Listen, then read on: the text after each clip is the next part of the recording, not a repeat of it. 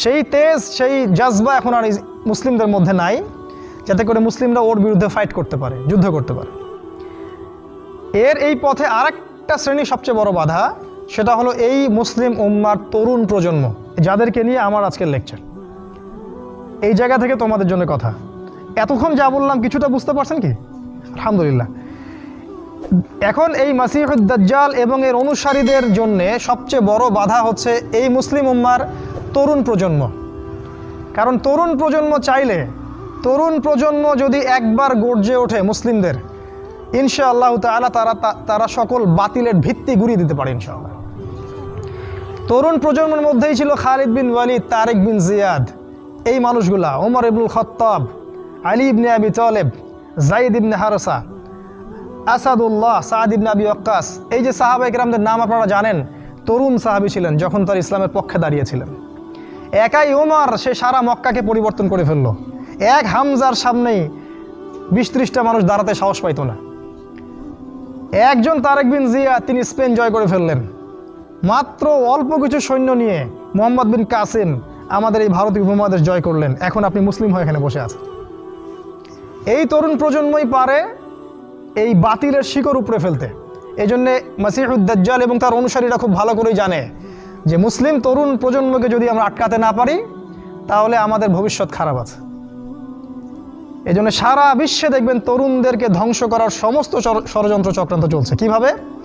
Point number 1, প্রথমত ইহুদি এবং খ্রিস্টান এই সভ্যতা আপনার সাথে যা করেছে তা হচ্ছে আপনাকে আপনার জীবনের উদ্দেশ্য থেকে তারা সরিয়ে দিয়েছে। এটা 1 নাম্বার কাজ তারা করেছে। আল্লাহ পাক কোরআনে বলেছিলেন, ওয়ামা খালাকতুল জিন্না ওয়াল ইনসা ইল্লা লিয়াবুদুন, আমি মানুষ এবং জিনকে শুধুমাত্র আমার ইবাদত করার জন্যই সৃষ্টি করেছি। তারা আপনাকে এই উদ্দেশ্য থেকে সরিয়ে দিয়েছে। এখনকার যুবক শ্রেণী আল্লাহর জন্য বাঁচে না, আল্লাহর জন্য মরে না। নো, এখনকার যুবক শ্রেণী টাকার জন্য বাঁচে, পদের জন্য বাঁচে, চাকরির জন্য বাঁচে, একটা মেয়ের জন্য বাঁচে। এখনকার যুবক শ্রেণী আল্লাহর জন্য বাঁচে না। ইল্লা মাশাআল্লাহ, অল্প কিছু ভাই আছে জানি, তাদের কথা আলাদা। এটা প্রথম কাজ সেটা করেছে, আপনাকে আপনার জীবনের উদ্দেশ্য থেকে সরিয়ে দিয়েছে। আমি 100% নিশ্চিতভাবে বলতে পারি, আপনি যে যুবককে জিজ্ঞাসা করবেন যে বাবা তোমার জীবনের উদ্দেশ্য কি, কেউই বলবে না আমার জীবনের উদ্দেশ্য জান্নাত। চ্যালেঞ্জ করলাম আমি, জিজ্ঞাসা করে দেখেন। কোনো যুবক বলবে না আমার জীবনের উদ্দেশ্য জান্নাত, বলবে না। তার জীবনের উদ্দেশ্য চাকরি, অথবা একটা অ্যাফেয়ার, অথবা পলিটিক্যাল পাওয়ার, অথবা স্ট্যাটাস, অথবা জমি বাড়ি, অথবা গাড়ি। কারণ সমাজ এবং পরিবার তাকে এটাই শিক্ষা দিয়েছে, নিজের পায়ে দাঁড়াতে হবে বাবা তোমাকে। তো প্রথম যে কাজটা তারা করেছে সেটা হলো তারা আপনাকে আপনার জীবনের উদ্দেশ্য থেকে সরিয়ে দিয়েছে। 2 নাম্বার কাজ তারা যেটা করেছে সেটা হলো যে আপনার শারীরিক শক্তিটাকে তারা নষ্ট করেছে। প্রথমত, এখনকার যুবকদের শারীরিক শক্তি আর আমাদের চাচাদের শারীরিক শক্তির মধ্যে আকাশ পাতাল পার্থক্য আছে। এখানকার কোনো চাচার সাথে লড়াই করার ক্ষমতা তোমাদের নাই। তোমরা 3 জন মিলে একজন চাচার সাথে পারবা না ইনশাআল্লাহ, আমি বিশ্বাস করি এটা। আমার একজন আত্মীয় যিনি একটা প্রশাসনিক পদে আছেন, হার্ট স্ট্রোক করেছিলেন, আমি দেখতে গিয়েছিলাম। তিনি একসময় বাংলাদেশের পক্ষে অস্ত্র ধরেছিলেন। যখন একটা সীমান্তে লড়াই হয়েছিল বাংলাদেশের সাথে অন্য একটা নাফ নদীর ওখানে, তিনি বিডিআরে ছিলেন, যেটাকে আমরা বিডিআর বলি। আমি যখন তাকে দেখতে গিয়েছি, আমি বলেছিলাম যে না আপনি তো দুর্বল হয়ে যাচ্ছেন।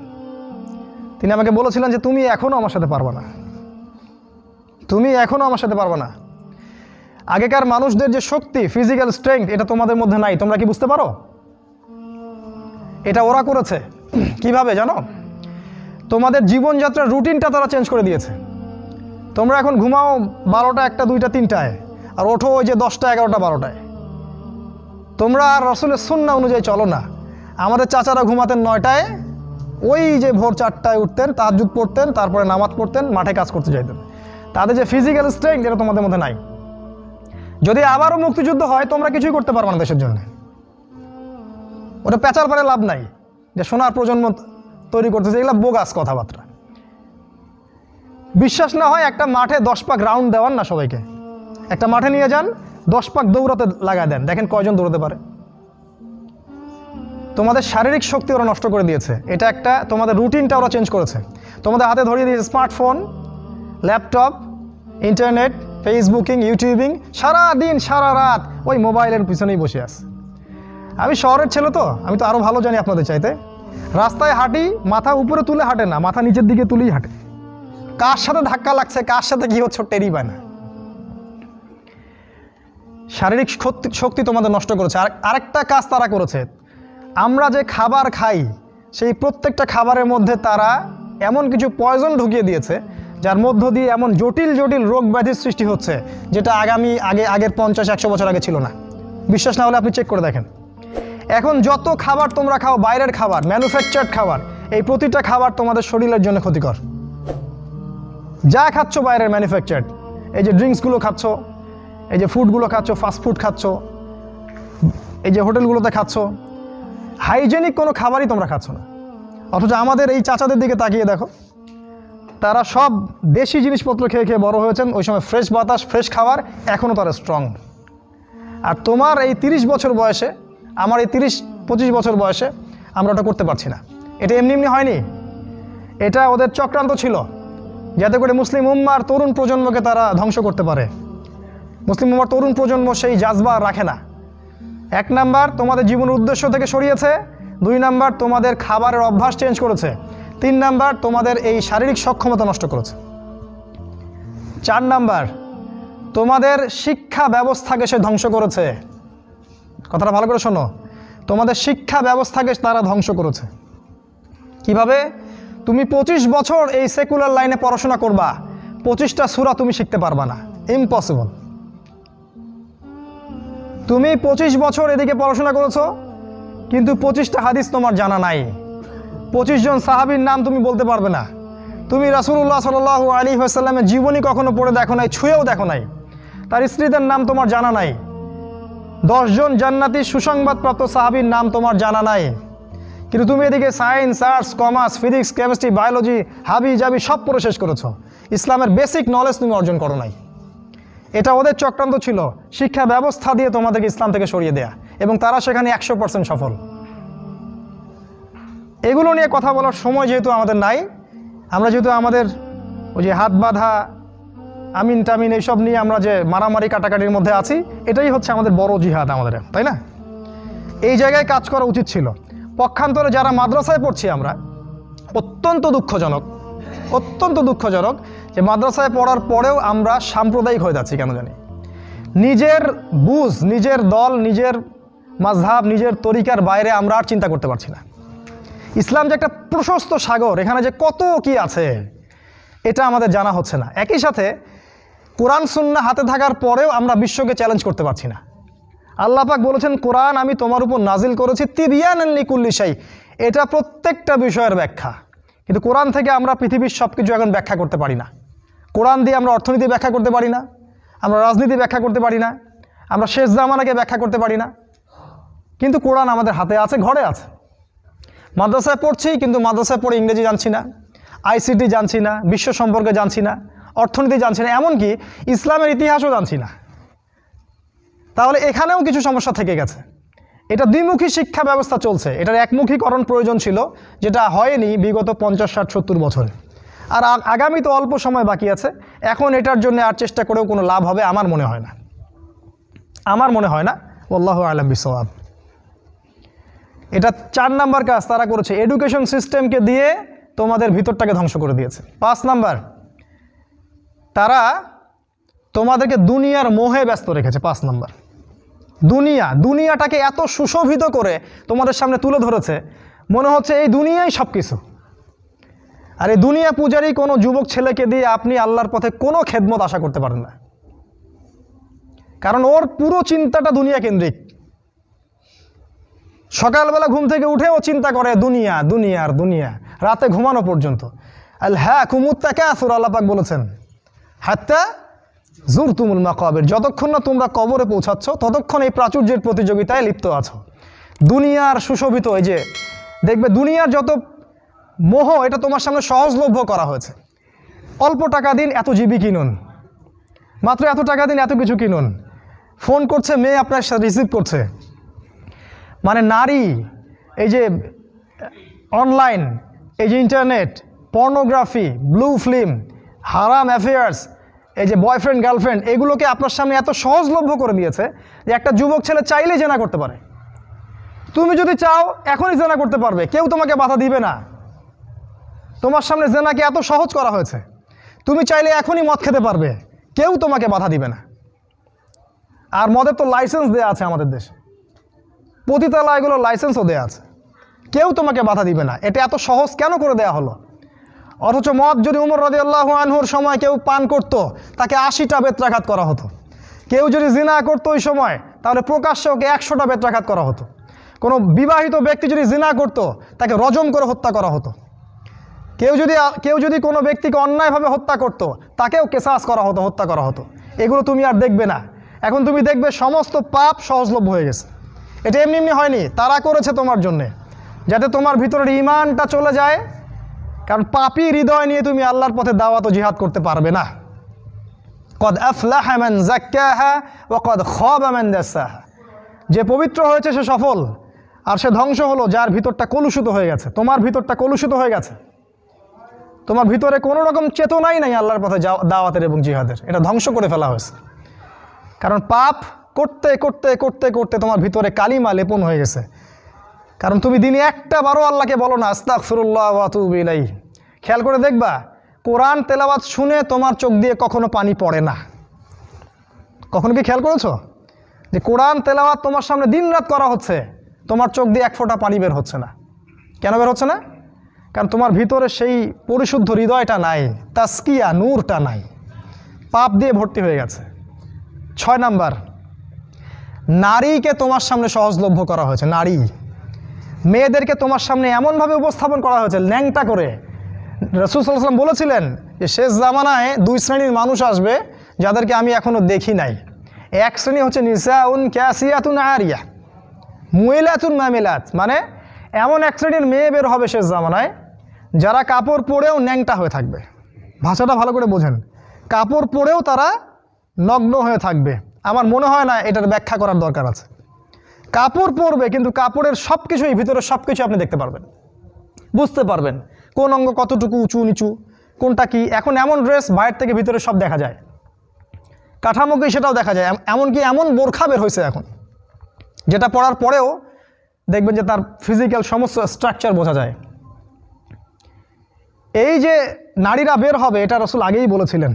একটা হাদিস আপনাদেরকে বলি, নবী সাল্লাল্লাহু আলাইহি ওয়াসাল্লাম আরও বলেছেন যে এই মাসিহুদ দাজ্জালের সবচেয়ে শেষ অনুসারী হবে এক শ্রেণীর নারী, এক শ্রেণীর নগ্ন নারী, যাদেরকে তার স্বামী বাবা পিতা ঘরে রাখতে চাইবে, কিন্তু তারা ঘরে থাকবে না, তারা বাঁধন ছিঁড়ে বের হয়ে চলে যাবে বাইরে।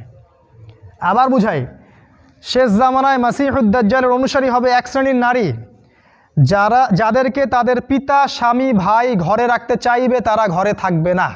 আপনি কি বুঝতে পারছেন তারা কারা? বর্তমান সময়ের এই ফ্যামিনিস্ট রেভলিউশন যারা করছে, এরা সবাই দাজ্জালের অনুসারী। দাজ্জাল যখন বের হবে, এরা সবাই তাকে অনুসরণ করবে, অবশ্যই করবে। একটা কোভিড-19 যদি সবাইকে একমুখী করে ফেলতে পারে, দাজ্জালের ফিতনা যে কত ভয়ঙ্কর হবে সেটা চিন্তাই করতে পারবেন না আপনি। একটা খালি হুঙ্কার যে মূর্তি স্থাপন হবেই, যে এর বিরোধিতা করবে তার বিরুদ্ধে রাষ্ট্রদ্রোহের মামলা দেওয়া হবে। সারা দেশের মানুষ ম্যাক্সিমামই এখন ওইদিকে অনুসরণ করছে। এই যদি অবস্থা, তাহলে দাজ্জাল যখন বের হবে তখন যে কোটি কোটি মানুষ তাকে অনুসরণ করবে না, এটা কি কোনো গ্যারান্টি আছে? বরং কোটি কোটি মানুষই তাকে অনুসরণ করবে। তোমার সামনে নারীকে সহজলভ্য করে দেওয়া হয়েছে। স্কুলে নারী, স্কুল কলেজের মধ্যে কো এডুকেশন, ছেলে মেয়ে একসাথে বসে পড়াশোনা করে।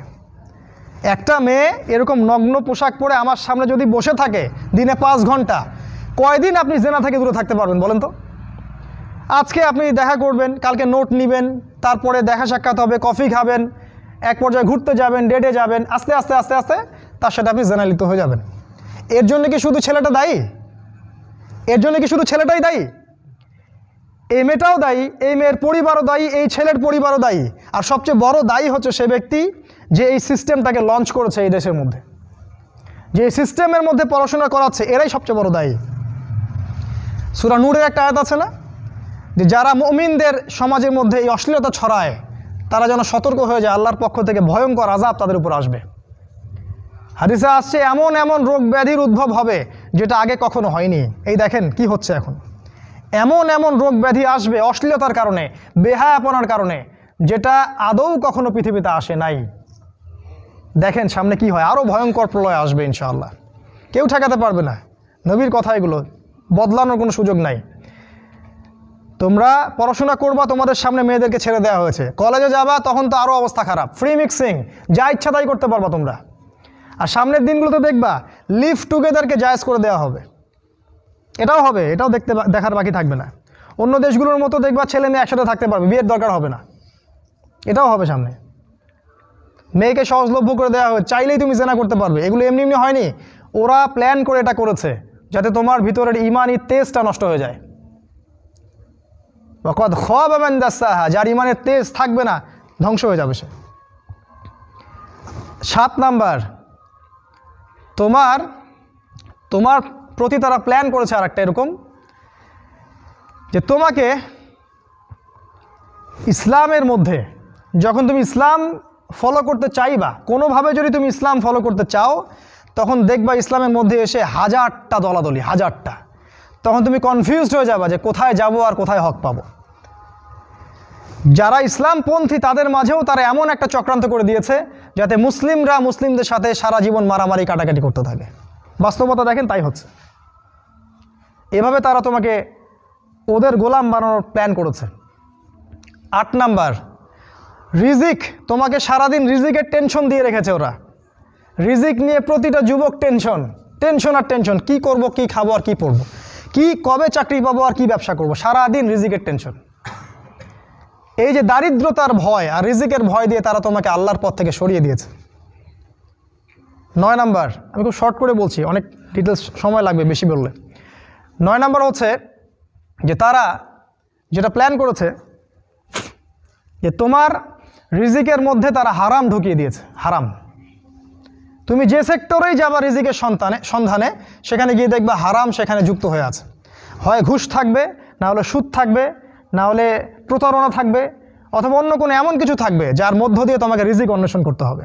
চাকরিগুলোর দিকে তাকান, এখন দেখেন কি অবস্থা। ঘুষ ছাড়া আপনি চাকরি পাবেন, এটাও বিশ্বাস করতে বলেন আমাকে? আমি তো পাইলাম না ফার্স্ট ক্লাস রেজাল্ট নিয়ে। ব্যবসা করতে যাবেন, সেখানেও দেখবেন এমন এমন সিস্টেম করে দিয়েছে আপনি চাইলেও অনেক সময় হালাল ব্যবসা করতে পারবেন না। একটা হালাল পণ্যের ব্যবসা করবেন, সেখানেও হারাম তারা ঢুকিয়ে দিয়েছে। এগুলো এমনি এমনি হয়নি। আর 10 নম্বর একটা হচ্ছে যে ইসলামিক মানে জীবনের প্রতিটা ক্ষেত্র বলতে বোঝাচ্ছি আপনার ব্যক্তি জীবন, আপনার সামাজিক জীবন, আপনার পরিবার, আপনার এই যে রাষ্ট্র, বিশ্ব, ইসলামের প্রতিটা ক্ষেত্রে যে একজন ব্যক্তি হবে আপনার আদর্শ, তিনি হচ্ছেন কে? মুহাম্মদ রাসূলুল্লাহ সাল্লাল্লাহু আলাইহি ওয়াসাল্লাম। এটা কার কথা? আমাদের কথা না আল্লাহর কথা? লাকাদ কানা লাকুম ফি রাসূলিল্লাহি উসওয়াতুন হাসানাহ। ওই উসওয়াতুন হাসানাহ যাকে আপনার উচিত ছিল ব্যক্তি, পরিবার, সমাজ, রাষ্ট্র সমস্ত জীবনে বাস্তবায়ন করার, এই উসওয়াতুল হাসানাহ তারা সরিয়ে দিয়েছে, দেয় নাই? এখন আপনার উসওয়াতুল হাসানাহ কার্ল মার্কস অথবা লেনিন অথবা স্টেলিন অথবা আব্রাহাম লিঙ্কন অথবা অমুক তমুক দার্শনিক, কেউ না কেউ। আপনি মুহাম্মদ সাল্লাল্লাহু আলাইহি ওয়াসাল্লামকে আর জীবনের সব ক্ষেত্রে নেতা হিসেবে গ্রহণ করতে চান না। কথা কি মিথ্যা বলেছি? আপনি হয়তো ইবাদত করছেন তার পদ্ধতিতে, তা আপনি অর্থনৈতিক জীবনে গিয়ে তার হেদায়েত মানছেন না। আপনি সামাজিক ক্ষেত্রে গিয়ে রাসূলের আদর্শ মানছেন না। বিশ্ব রাজনীতি করতে আপনি রাসূলের আদর্শের মোটেই পরোয়া করছেন না, ওটা জাদুঘরে। এই বিষয়গুলোতে আমরাই ভালো বুঝি। অপেক্ষা করতে থাকেন। জাস্ট আমার তো কিছু করার নাই, আমাদের তো কিছু বলারও নাই, আমরা তো মাজলুম এবং দুর্বল। আমরা শুধু এতটুকু বলবো, আপনি just wait until you reach your grave. আপনি যতক্ষণ পর্যন্ত আপনার কবরে পৌঁছান নাই, ওই পর্যন্ত অপেক্ষা করতে থাকেন। তারপরে দেখেন আপনার সাথে কি হয়।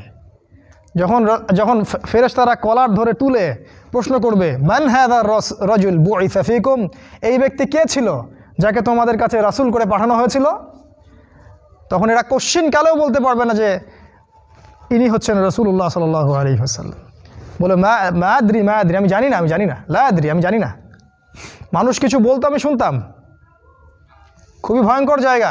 একজন সাহাবীর নাম বলি, সাদ বিন মুয়াজ রাদিয়াল্লাহু আনহু, নাম শুনেছেন? তোমরা তো শোনো নাই মনে হয়। সাদ বিন মুয়াজ এত ভালোবাসতেন নবী তাকে যে তার মৃত্যুতে রাসূল সাল্লাল্লাহু আলাইহি ওয়াসাল্লাম এত কষ্ট পেয়েছিলেন। সাদ বিন মুয়াজ আনসার সাহাবী ছিলেন। তার একার দাওয়াতে প্রচেষ্টায় মদিনায় বহু মানুষ ইসলাম কবুল করেছিল। এই মানুষ খন্দকের যুদ্ধে তার গায়ে একটা তীর লাগে, প্রচুর রক্ত প্রবাহ হয় এবং তিনি মারা যান, শহীদ হয়ে যান। এই সাদ বিন মুয়াজের জানাজায় 70,000 ফেরেশতা অংশ নিয়েছিল এবং আল্লাহ রাব্বুল আলামিনের আরশ এই বান্দার মৃত্যুতে কেঁপে উঠেছিল। আপনাকে বলতে চাচ্ছি, এই সাদ বিন মুয়াজ রাদিয়াল্লাহু আনহুর কবরেও চাপা দেয়া হয়েছে, দুই দিক থেকে চাপা দেয়া হয়েছে। তিনি বলেছেন, রাসূল সাল্লাল্লাহু আলাইহি ওয়াসাল্লাম, যদি কোনো ব্যক্তির কবরে আযাব না হতো তাহলে সাদ বিন মুয়াজের কবরে আযাব হতো না। তার কবরেও প্রশ্ন হয়েছে এবং চাপ দেওয়া হয়েছে। কবরের জীবন কেমন করে আপনাকে বুঝাবো? কিভাবে বুঝাবো আমরা? আমাদের বুঝানোর কোনো ক্ষমতাই নাই। আজকে আপনি রাসূলের আদর্শকে পরোয়া করছেন না। কাল যখন আপনাকে রেখে আসা হবে ওই যে বিসমিল্লাহি আলা মিল্লাতি রাসূলিল্লাহ বলে, তখন বুঝবেন যে রাসূলের মিল্লাত কাকে বলে। আল্লাহ পাক আমাদেরকে উসওয়াতুল হাসানা নির্ধারণ করার তৌফিক দান করুন। উসওয়াতুল হাসানা হবে একজন ব্যক্তি, দ্বিতীয় কোনো ব্যক্তি না। তিনি হচ্ছেন আমাদের প্রিয় নবী মুহাম্মদুর রাসূলুল্লাহ সাল্লাল্লাহু আলাইহি ওয়াসাল্লাম। হ্যাঁ, এটা ঠিক যদি কোনো ব্যক্তির কথা রাসূলের কথার সাথে মিলে যায়, সে যেই হোক না কেন তার কথা মানতে আমরা প্রস্তুত ইনশাআল্লাহ। বরং ওই কথা মানাই আমাদের জন্য ফরজ। আর পৃথিবীর যে ব্যক্তিই হোক না কেন, সে যত বড় নেতা হোক না কেন, যেই হোক না কেন, কারো কথা যদি নবীর কথার সাথে না মেলে, তাহলে সেই কথা মানতে আমরা মোটেও বাধ্য নই, বরং সেটাকে না মানাই হচ্ছে আপনার ঈমানের দাবি। এই 10টা কাজ তারা করেছে, এছাড়া আরও কিছু কাজ করেছে, আজকে আমি অত বলার সময় পাচ্ছি না।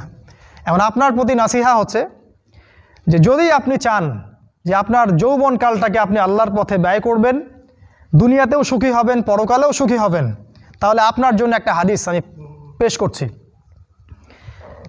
নবী সাল্লাল্লাহু আলাইহি ওয়াসাল্লাম বলেছেন, কিয়ামতের মাঠে 7 শ্রেণীর মানুষকে আল্লাহ পাক আরশের ছায়া দিবেন। তার মধ্যে 1 শ্রেণীর মানুষ হচ্ছে তারা যারা তাদের যৌবনকালটাকে আল্লাহর পথে ঢেলে দিয়েছে। আপনি কি চান কিয়ামতের মাঠে আল্লাহ আপনাকে আরশের ছায়া দেখ? আমি এটা অনেক দিন বলেছি হাদিসটা, যে কিয়ামতের মাঠে মানুষ যখন উঠবে তখন তাকে 5টা প্রশ্ন করা হবে। তোমার জীবন কোন কালে ব্যয় করেছো? তোমার যৌবন কোন কাজে ব্যয় করেছো? কোন পথে সম্পদ উপার্জন করেছো আর কোন পথে সম্পদ ব্যয় করেছো? আর জানা অনুযায়ী আমল করেছিলে কি না? এখানেও দেখেন, তোমার যৌবন কোন পথে ব্যয় করেছো আলাদা প্রশ্ন হবে। যদি আমরা যৌবন আল্লাহর পথে ব্যয় করতে পারি, আরশের ছায়া আপনি ছায়া পাবেন ইনশাআল্লাহ। আপনার নেতা হবে জান্নাতে হুসাইন রাদিয়াল্লাহু আনহু।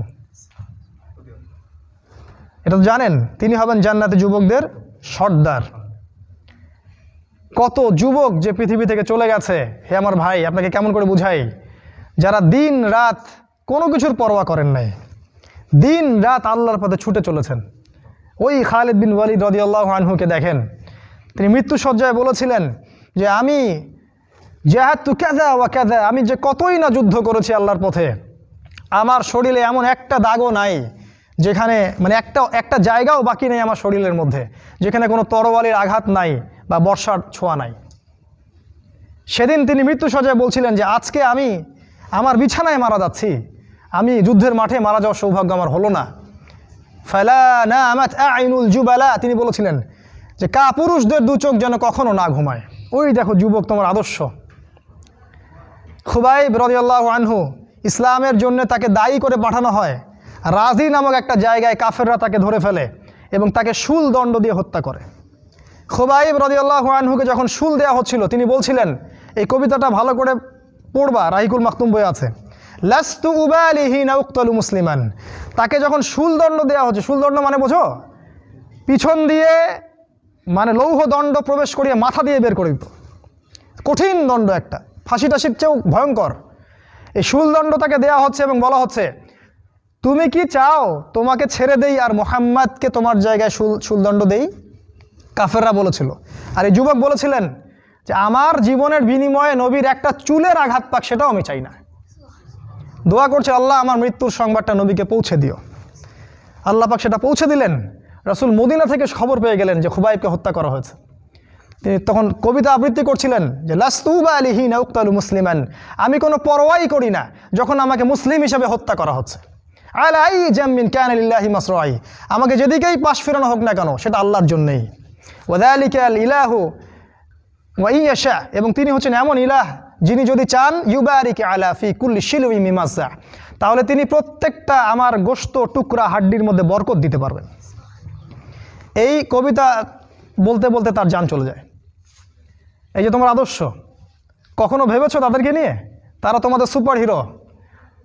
আজকে ফ্যান্টাসির জগতে সুপার হিরো খুঁজে বেড়াও তোমরা।